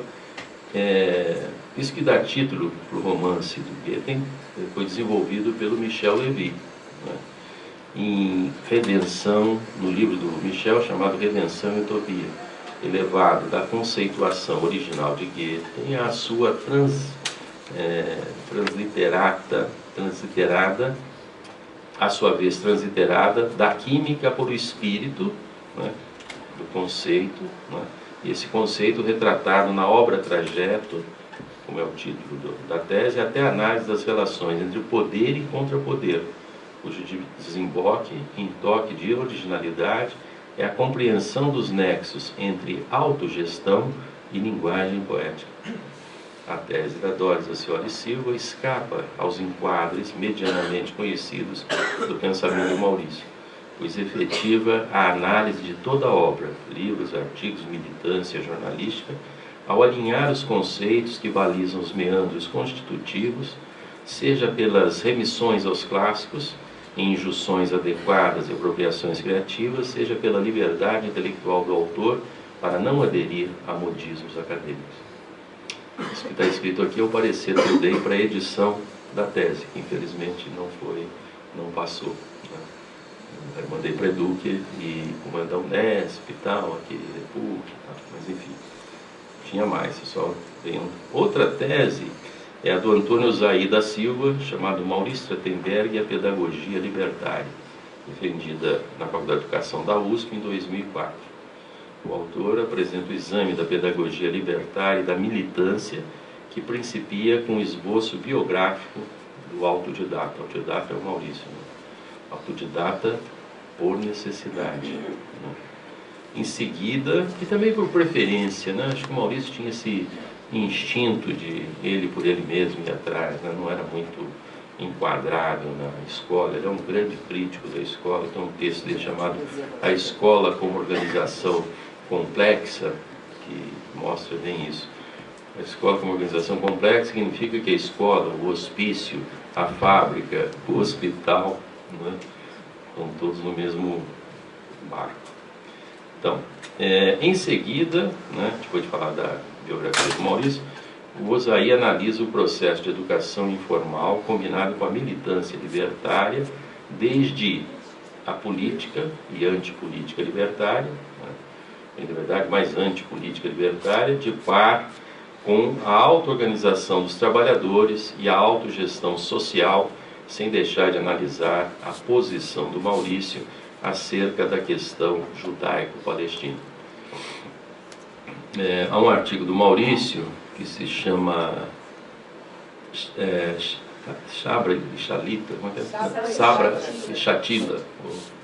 Obrigado. Que o Maurício ali rasgou de alto a baixo, né, uma posição, enfim. Passo seguinte, a tese examina os nexos entre história, política e pensamento libertário na forma de círculos concêntricos, desde os primeiros escritos, em verdade, desde planificação, desafio do século XX, que é a tese que Maurício escreveu para ser admitido para fazer o vestibular, inicialmente em Ciências Sociais, na USP, onde ele entrou, e depois em História, porque ele não gostou muito de Ciências Sociais, não se aclimatou muito bem, né? De modo a construir, e que hoje está editado pela Unesp com o nome de Capitalismo no século XX, se não me falha a memória. É isso. De modo, então, esse texto, né, de modo a construir a identificação do pensamento trotskiniano com aspectos da política libertária, em paralelo à crítica à burocracia, ao chamado marxismo, leninismo, trotskismo, né? Por fim, a tese apresenta Maurício como educador crítico e libertário, tanto da universidade quanto do processo de escolarização, fundindo teoria e prática pelos planos da pedagogia libertária e da pedagogia crítica. Detalhe, o Osaí foi orientando do Maurício no mestrado em Ciências Sociais na PUC em 1998. Né? Lembrando que o Osaí originalmente era operário. Né? Enfim. Bom, em 2010 surgiu a tese doutoral defendida por Elcemir Passo Cunha na área de administração, intitulada Gênese, Razoabilidade e Formas Mistificadas da Relação Social de Produção em Marx. Né? 2 pontos, a organização burocrática com abstração arbitrária, tal. E foi defendida na Faculdade de Ciências Econômicas da Federal de Minas. Trata-se do primeiro estudo acadêmico a interrogar a interpretação que ele chama de Webero-Marxiano da burocracia nas obras de Trachtenberg e Fernando Pressmott. Confesso que não li integralmente, só faço esse registro. Coloquei aqui umas frases do Maurício, não é? Que são as seguintes: a luta é a grande escola do trabalhador. É através dela que forma sua consciência social, educa-se para a autonomia de organização e direção dos seus projetos. É a sua fala, por si, aqui. Não é? A finalidade, outra frase, aí mais extensa. A finalidade de qualquer educação é modelar a sociedade. 2 pontos. Mais do que ser ensinado, o homem deve fazer sua educação de homem e cidadão, aprender a se informar e a se comunicar com o outro, a participar e tornar-se capaz de devir, né, capaz de devir numa sociedade em pleno devir, pleno movimento. Essa é a finalidade primeira da educação. Na Escola do Futuro, trata-se de aprender a devir. Essa ideia é da ideia de movimento. Né? Uma última frase, ainda no âmbito escolar: a vida desmente a aula. A vida também educa. Não confundamos educação com escolaridade. Eu gosto muito dessa. Né? Bom, chegamos aqui ao Dioniso, né, o Deus encarnado aqui em cena na universidade. Nas greves, o Maurício era sempre convidado, né, para... Na greve não tem nada para fazer, quer dizer, tem tudo para fazer, mas também tem que ter palestras, né? Então o Maurício era chamado para as mesas e ele não tinha dúvida, ele desancava os reitores e assessores, né? Com humor finíssimo, né? E a plateia aplaudia loucamente, né? Falei já desse Dioniso naquela mesa dos 200 anos da Revolução Francesa, né? Também, na verdade, ele tratou dos anarquistas na Revolução Francesa, né? Era um momento em que o Firret, não sei se você se lembra desse historiador, tinha lançado um livro dizendo que não teve Revolução Francesa. Lembra disso? Então pairava assim, né? Eu lembro que o Maurício tirou um papelzinho do bolso desse tamanho assim, né? a gente traz aqui um monte, né? Ele tirou desse tamanho assim, e ele era o centro. Ele encarnava essa coisa. E falou dos anarquistas na Revolução, né? E fazia perguntas para a plateia, sempre numa linha assim bem provocativa. Eu me lembro bem que ele prometeu um sonho de padaria, né, a quem respondesse uma pergunta que ele ia fazer, né? Ele tinha um domínio de, vou usar o termo da sua profissão em vez de palco, sensacional, né? Ele sabia falar, arrematar, articular tudo com tudo, né? E jogar, né? Enfim. Aí o destaque do que eu gostaria de falar, vou ser breve. Por falar em 100 anos da Revolução Russa, eu ressalto aqui o ineditismo do artigo que ele escreveu, né, acerca do filme Encoraçado Potemkin, ou como eles dizem os mais chegados, Potemkin, do Eisenstein, né? O artigo chama-se O Encoraçado Potemkin, a autocrítica, e foi publicado originalmente na Folha Socialista, no momento que está muito próximo do Febos de Kovács, do Antônio Cândido, e lá do Rio, de alguma forma, eu nunca consegui identificar, mas acho que o Mário Pedrosa também, né, estava nessa jogada, no artigo publicado dia 5 de outubro de 1953, na página 4. E no livro Teoria e Ação Libertárias, de 2011, está entre as páginas 25 e 29. Bom, em síntese, é uma carta do Eisenstein fazendo uma autocrítica, né, esse termo que virou perseguido aí ultimamente das falas políticas, né? E no final tem a análise do Maurício, né, que certamente alguns colegas vão tratar, né? Mas tudo gira em torno do resgate da figura do Ivan, o Terrível, né? Que o stalinismo estava interessado em propor assim, como um modelo de virtude. Imagina. E é o único texto que eu conheço, eu não sou assim um pesquisador, né? Não fui eu que afundei o Potemkin, mas enfim, é o único texto em que há uma crítica a esse filme que é tão, né, fica no filme. Maurício foi atrás, ele traz a carta, enfim. Em algum momento eu escrevo aqui que, será que isso poderia ajudar a pensar a Rússia atual? Né? Esse Putin, né? Essa figura. Isso aqui vai reaparecer com certeza. Eu acho que o Rodolfo vai falar, né, Rodolfo? Né? Essa herança, esse despotismo que você falava aqui no começo, bizantino dos czares, né? E a arte dirigida, que chega no Eisenstein. Esse é o drama. Estou numa dúvida atroz. Vocês sabem o que eu fiz na madrugada do dia 23 de junho de 2013? Vocês sabem o que eu fiz, não? Você sabe, Maria Helena, o que eu fiz? Tá. Então, acordei e anotei umas palavras aqui e dei um título de Sapatos Sem Meias. Que o Maurício andava, várias vezes eu vi o Maurício sem meias, né? E descobri que o Einstein também andava sem meia, né? Escrevi o seguinte: Albert e Maurício, sapatos sem meias. A levantar a hipótese da velocidade da luz, difícil experimento. Outro, a tese iridescente a explicitar o conflito político, natural, latente, sem meia verdade. Irmãos na garimpagem daquilo que parece e não parece não vir a ser. Quase sempre a meia luz. Plano, reta, paisagem, curva ascendente que reduz, mídia sem mediação, tal qual instrumentos de tortura, pelourinho, pau de arara, cruz, sob a firme denúncia de dois homens de virtude. Albert e Maurício. Sapatos sem meias. Muito obrigado.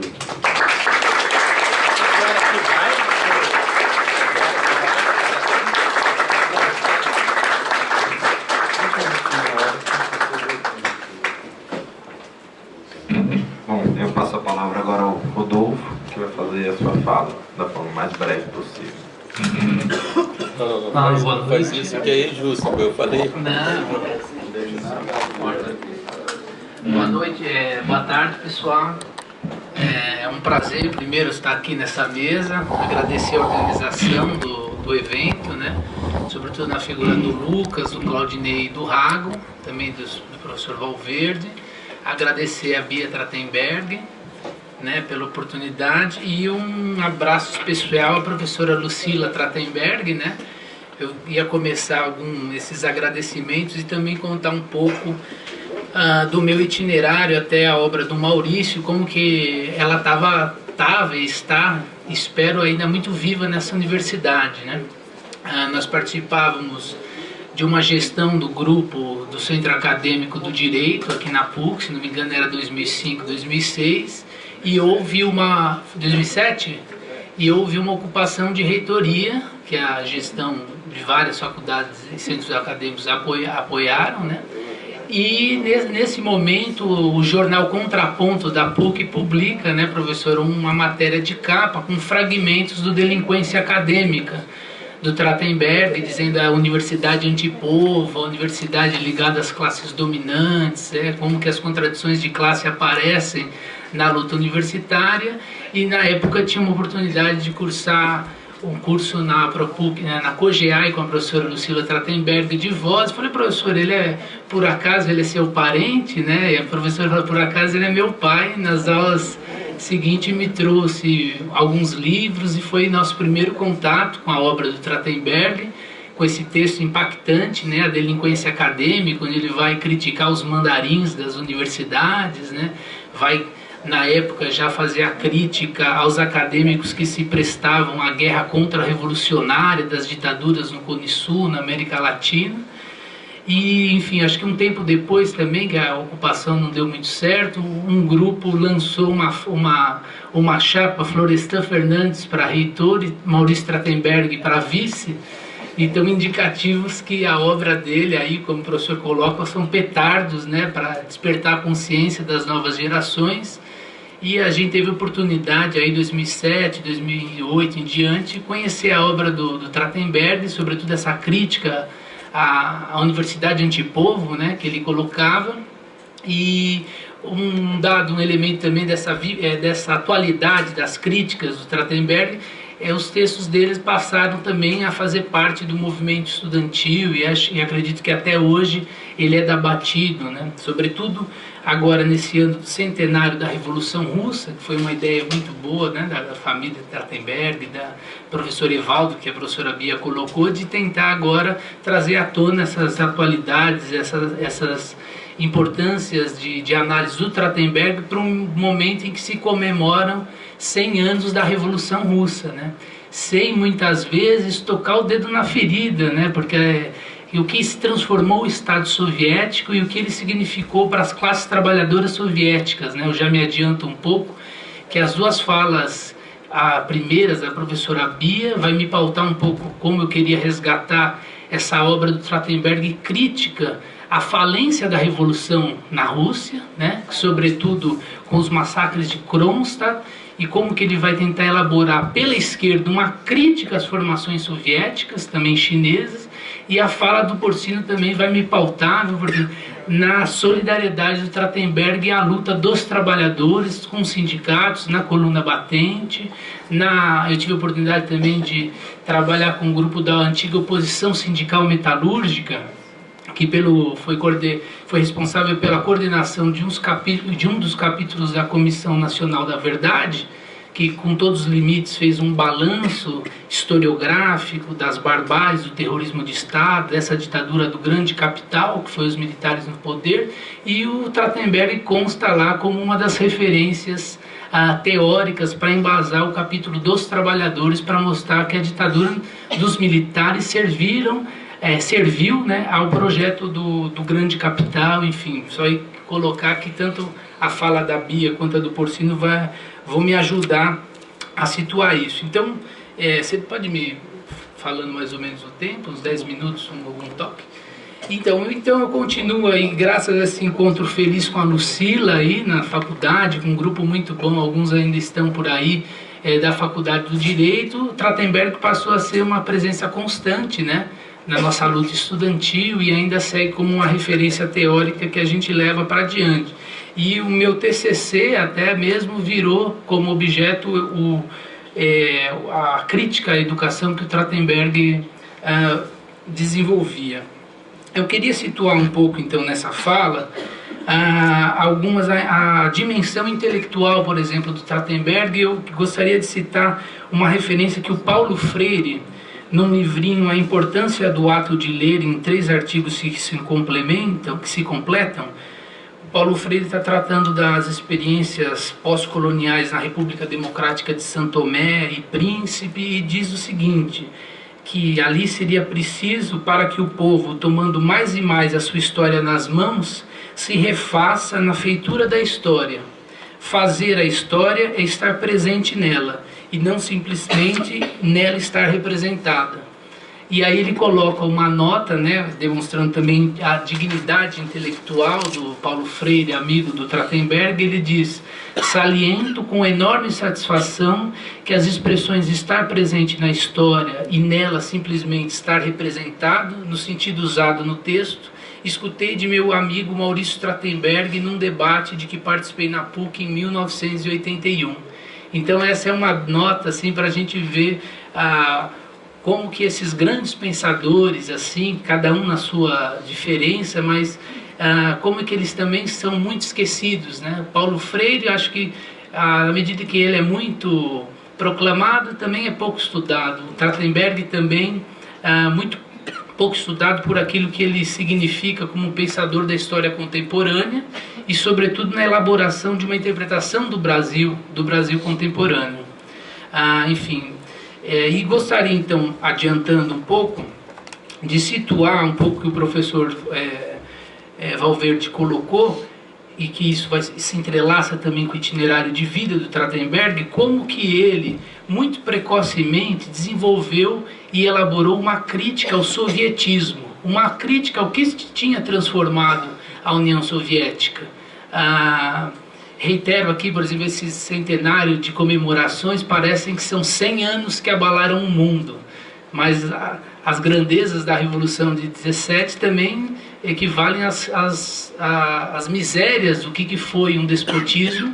E o Trachtenberg, por trajetória também de vida, que eu pretendo delinear um pouco aqui, foi um dos primeiros a formular essa crítica à União Soviética, ao Estado ditatorial russo, a partir dessas linhas de uma história de longa duração, como a Bia colocou, que ele vai buscar na história da Rússia antiga, no despotismo do czarismo, e pega alguns elementos.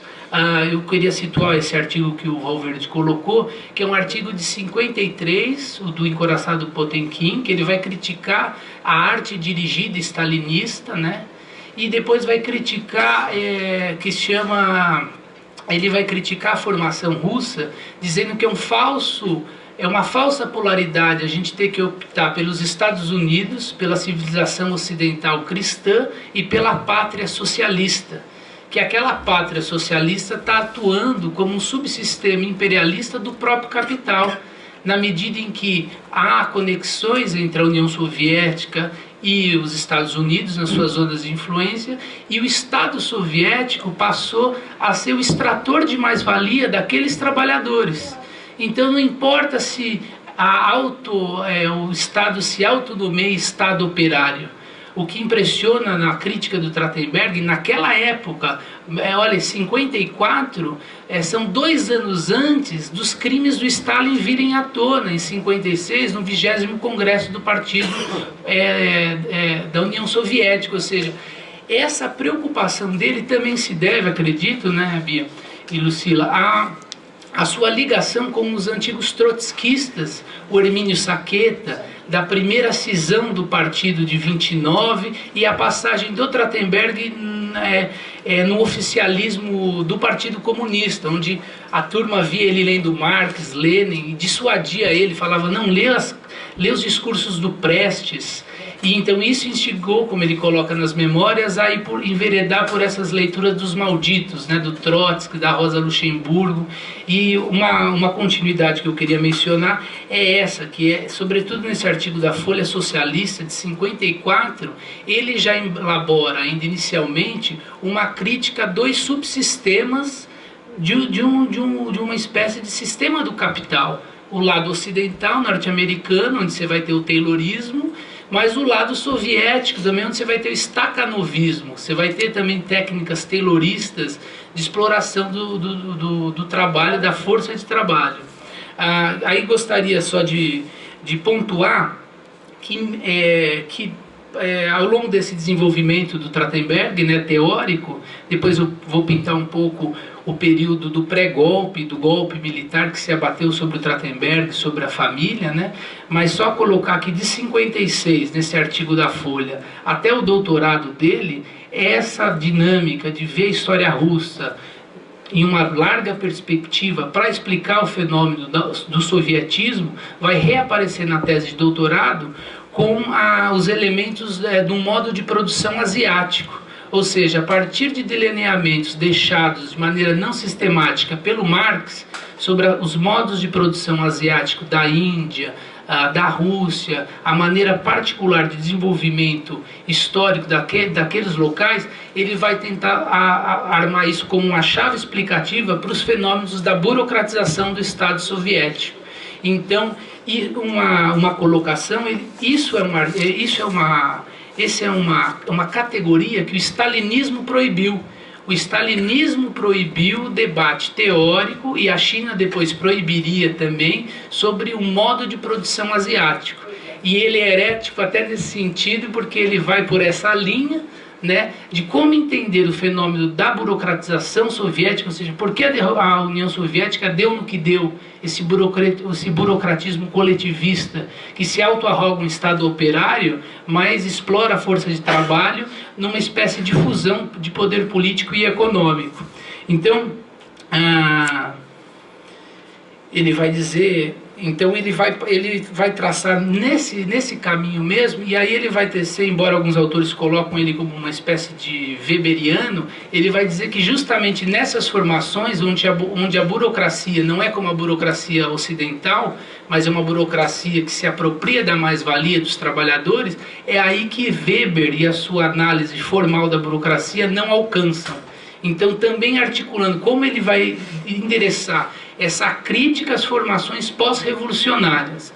Ele, como o professor colocou, e também a Bia, nessa monografia pela qual ele adentra a universidade, que foi publicada pela primeira vez pela editora do José Chazinha Senzala, com o nome de Planificação, ele coloca anexos da repressão que o Lenin e o Trotsky fizeram em relação a Kronstadt. E é colocado que a universidade não conhecia esse debate. E ele coloca de uma maneira, naquele momento, uma crítica muito forte a figuras que são importantes, mas não podem ser tratadas como totens, né?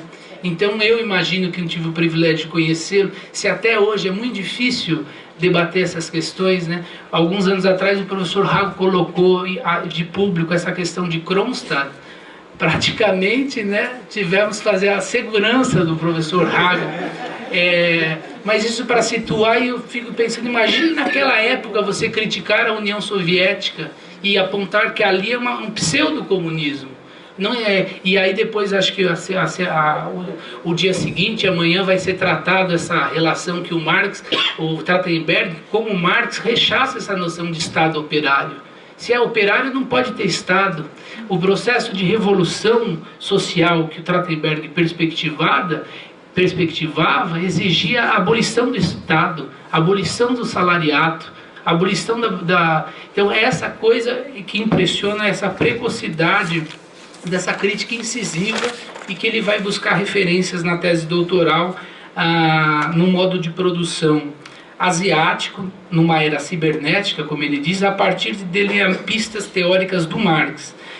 E aí eu vou pular um pouquinho, ele vai endereçar uma crítica ao corpo doutrinário do leninismo e stalinismo, que, como foi colocado, acho que pelo Valverde, ele trata como a versão bizantina do marxismo, e sugerir, como a Bia colocou, o livro A Revolução Russa, como a síntese dele, desse processo. Mas advertir também que isso percorre a obra dele, no mínimo, desde 54, 56, ele ainda está falando em pseudomorfoses, ou seja, que a União Soviética, ela de uma maneira, é uma pseudoforma que ainda continua subjugando o capital, e na tese doutoral ele vai trabalhar isso como um modo de produção asiático. Quando tem, eu tenho outras. E aí, só para fechar esse ponto, como que ele aborda então essas formações soviéticas ou também chinesas, que a gente poderia colocar como pós-revolucionárias, né? Ele vai tratar essas formações históricas como um coletivismo burocrático, onde há uma fusão do poder político com o poder econômico, confundindo-se no seio da classe burocrática, em que participar da apropriação do sobreproduto social equivale a participar do sistema de dominação. Quando se tem em mente que a burocracia soviética detém o monopólio econômico e político dos meios de produção e dominação, conclui Trachtenberg, eis que o modelo weberiano para o qual a burocracia se esgota como organização formal não explica situações em que a burocracia não é agente dos detentores do poder econômico, sob o capitalismo clássico. A burocracia, nessas formações, participando da apropriação de mais-valia, participa do sistema de dominação. Enfim, desculpa, viu, pessoal, que teria muita coisa para falar, eu gostaria de ouvir um pouco depois, a gente abrir para as falas, mas isso então para colocar também essa crítica que ele vai fazer às formações pós-revolucionárias como uma espécie de autocracia modernizante do capital e do Estado, não importa que se auto-arroguem o nome de Estado operário, né? E nessa formulação do Trachtenberg isso não existe.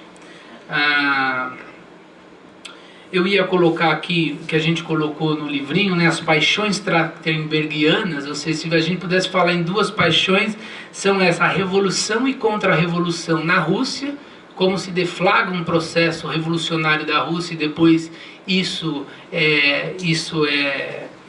é atropelado, né, pela contra-revolução, pela formação, e a outra a questão da Guerra Civil Espanhola. E ia colocar uma coisa que está contida nas memórias dele também, que ele ainda militando no Partidão, ele é destacado para fazer um balanço histórico da Guerra Civil Espanhola.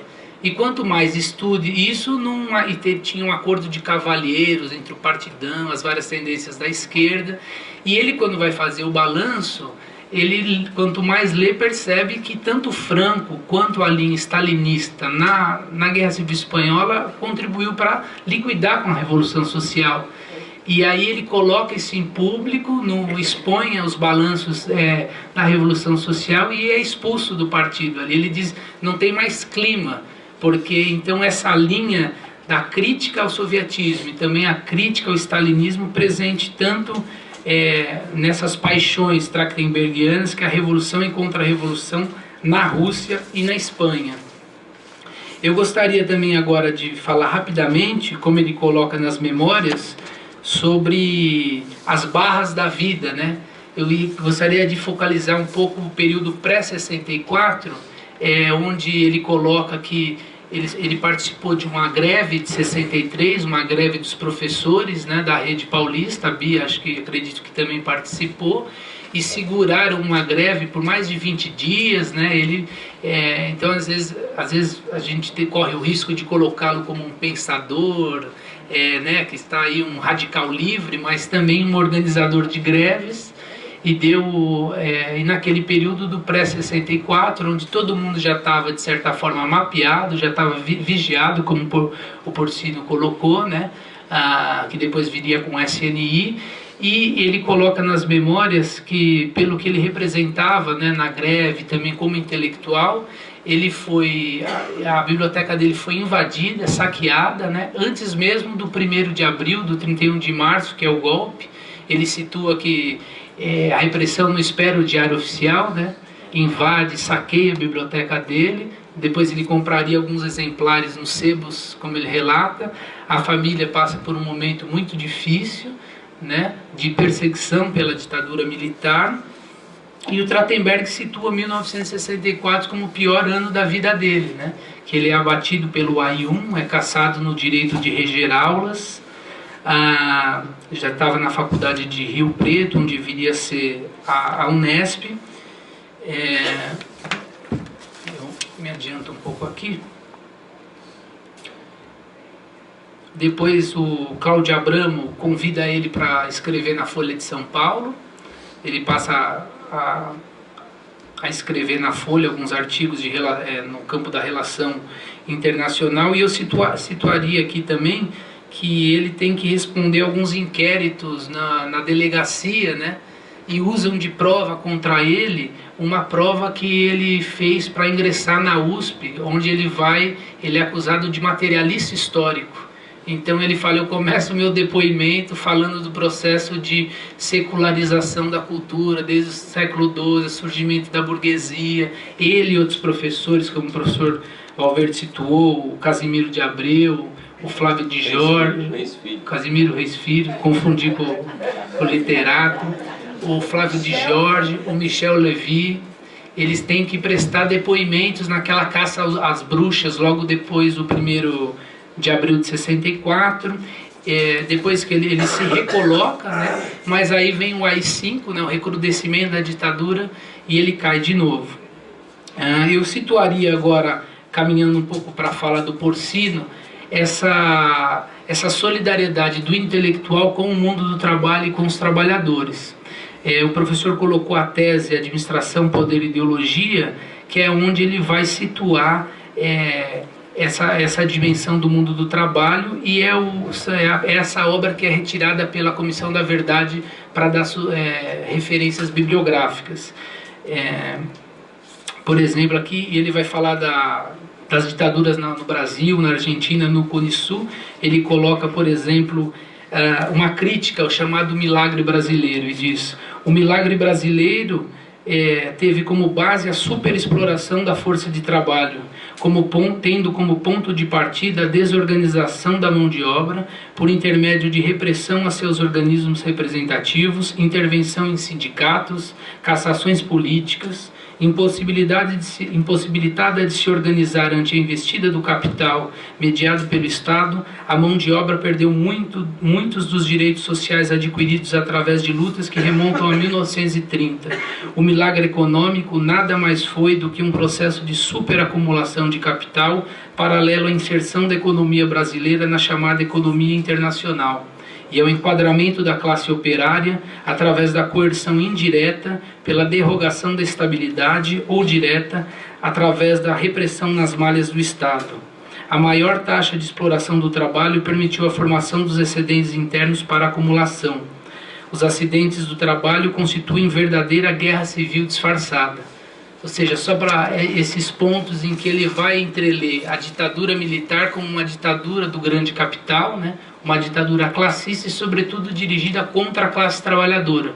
Como o Porcino colocou, uma militarização das fábricas, né? Tanto das estatais quanto das privadas, uma conexão com os órgãos de repressão e vigilância. Eu gostaria de situar essa também na coluna do Batente, que foi colocado pelo Porcino. E nesse período de dita abertura, né, que ele colocava da fechadura à abertura, ele vai colocar aqui os princípios, vamos dizer assim, da seção dele no Batente. A seção no batente dirige-se a quem está no batente, não àqueles que estão afastados da produção, querendo falar em nome dos que trabalham. Somente trabalhadores organizados a partir do interior da fábrica podem ter força para reivindicar seus direitos. O julgado muito importante dar uma força a todos aqueles que pretendem organizar-se para enfrentar as más condições de trabalho, a exploração econômica e a dominação.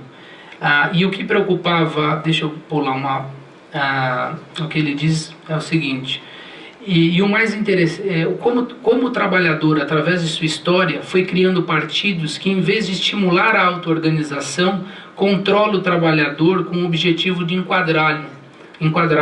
E o mais interessante é como, a partir dessa auto-organização do trabalhador, surgem estruturas horizontais como as das comissões de fábrica, que se articulam com outras em comissões interfábricas. O importante é partir de uma necessidade de conhecimento do trabalhador e responder a ela. Este é um trabalho político fundamental, o trabalho de um militante sem partido. Então, eu só encaminhando para o final, ia situando que, articulado com essa militância sem partido dele, dando uma força para os trabalhadores de várias categorias, como o Porcino colocou. Eu tive contato também com o pessoal da oposição sindical metalúrgica, que alguns conheciam Trachtenberg e outros não. E os trabalhadores falam: poxa, esse cara é gente boa, vem dar o café aqui pra gente. E aí o outro fala: pô, ninguém sabia que era o Trachtenberg, nesse gesto que o Porcino colocou de solidariedade, de levar garrafas de café, as comidas para os piqueteiros. E tendo uma posição que a gente colocaria como uma oposição sindical metalúrgica, né? Já criticando o peleguismo. Aí um último ponto que eu queria resgatar: como o Valverde colocou, o Trachtenberg desagrada o coro dos contentes, né, das classes dominantes, dos proprietários, do Estado, e também desagrada o coro dos contentes com interpretações muito laudatórias da experiência soviética. Ele também agrada aqui o coro dos contentes com a nossa social-democracia. Como colocou o Valverde, ele foi a quente, né, durante o momento de ascensão do PT, um crítico radical da experiência, de possíveis traições dos partidos, e eu colocaria algumas passagens que estão presentes na Falência da Política, que foi publicado pelo Unesp. Ele disse assim: eu acho que o movimento operário está profundamente enganado. Desde os PCs da vida, qualquer que seja a tendência, até o Lula, que chega na TV e coloca: queremos a greve não só como fato, mas a greve como direito. O autodidata dizia ao início da década de 80. Quando o Lula chega e diz em nome do PT, do partido, que a greve, o movimento operário, não seja só um fato, mas seja um direito, ele cai na armadilha da própria ideologia capitalista, que faz a cabeça de muita liderança. A única maneira de manter as novas conquistas reais da classe operária seria por meio do nível de auto-organização dos trabalhadores, sem armadilhas políticas próprias à ideologia capitalista, eleiçoeiras, que faz a cabeça de muita eleição, de muita liderança. Então aqui ele faz uma brincadeira com as eleições podem ser traiçoeiras, eleiçoeiras, um partido que só batalha na mobilização eleitoral de conquista no parlamento e esquece a auto-organização permanente da classe trabalhadora, ele está perdido. E mais uma colocação nesse sentido, ele diz: o PT, inicialmente uma esperança de valorização da auto-organização da classe, complementa que, ao eleger o caminho eleitoral, tende a formar em cada trabalhador, vereador, deputado, senador, um ex-trabalhador. Se não definir com clareza seu objetivo em termos de mudança estrutural, o PT poderá ser cooptado pelo regime, transformando-se no braço esquerdo do capital. E aí tem um artigo muito importante dele, chamado Dilema da Estrela, branca ou vermelha, né? A branca seria aquela referência aos contra-revolucionários, vermelha. Ele vai criticar uma concepção do partido como máquina eleitoral, atrelada ao legalismo e às mobilizações eleitorais. Criticando a inteligentícia petista, ele segue e diz que, uma vez que o caminho do o caminho do reformismo é o da legalidade, é tranquilo, mas cheio de armadilhas.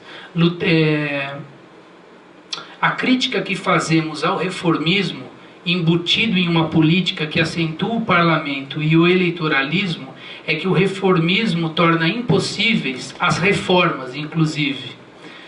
E aqui eu vou terminando por aqui, mas ele recorda, né? Aí agora aspas também do Maurício: um companheiro, meu orientador de doutorado, Então, está se referindo ao Francisco Verforte, o orientador formal de doutorado dele, disse esses dias que um companheiro, meu orientador de doutorado, que, por exemplo, na televisão, justificava a necessidade de haver um operário na presidência da República. Maurício interroga-se acerca dessa necessidade e escreve: às vezes eu me pergunto se é tão importante haver um operário na presidência de uma república capitalista. Sinceramente, tenho grandes dúvidas a respeito. Os exemplos históricos falam contra isso. O PT poderia usar a campanha eleitoral para questionar o tipo de representação parlamentar, questionar o tipo de estrutura socioeconômica do país, que não garante ao trabalhador o pão de cada dia. Contudo, antecipava-se Maurício Stradenberg, nada disso está sendo feito. Há uma festividade eleiçoeira em cada candidato, que só pensa no voto e que acha que o resto é conversa mole. Então, destacando esse itinerário, sobretudo crítico, e sem a crítica não há ciência, não há vida, como ele colocava, acredito que um dos marcos assim altos dessa crítica trachtenbergiana, sem academicizá-lo, mas respeitando a unidade do seu pensamento, sem atribuir que ele era isso ou aquilo, eu acho que é uma potência crítica às formações pós-revolucionárias da União Soviética, da China, né? E também dessas experiências dos partidos social-democratas, e agradeço a presença de toda a oportunidade de estar falando e estimulo que leiam as obras completas dele pela editora Unesp, porque ele está vivo e a luta pela qual ele viveu continua mais viva do que ontem. Muito obrigado.